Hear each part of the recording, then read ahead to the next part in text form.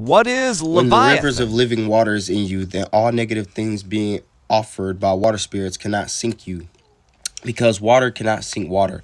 Confess like this: I refuse to sink in the name of Jesus. When you understand the mystery of water, of heavenlies, earth, and the elements, all the witches and wizards are finished.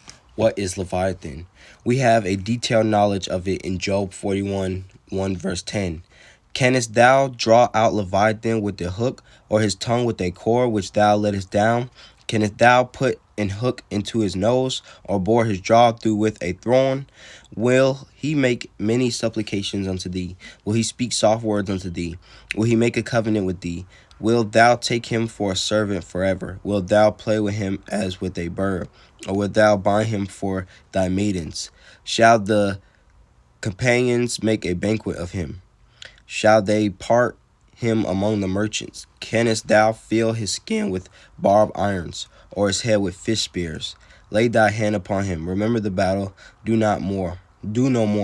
Behold, the hope of him is in vain.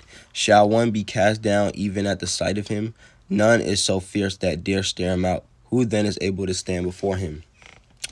Also reading verse 34, he beholdeth all high things. He is a king over all the children of pride. Here God is describing Leviathan in the sea. No one is foolish enough to stir him up. Once he is stirred up, he will cause a lot of terrible problems. You are enjoying to read the whole chapter very well, because the whole chapter is devoted to this spirit called Leviathan. We are told in the last verse that Leviathan is king of all pride. We also read in Psalm 74, 13 to 14, Thou didst divide the sea by thy strength. Thou breakest the head of the dragons in the water. Thou breakest the head of Leviathan in pieces, and gavest him to be meat to the people inhabiting the wilderness, in Isaiah 27, 1.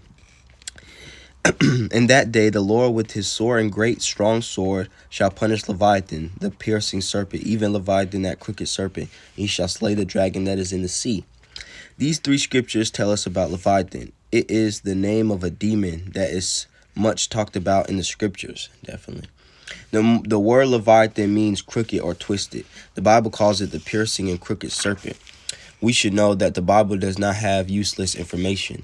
Leviathan is a representation as a sea serpent, represented as a sea serpent, marine powers with coiled abdomen.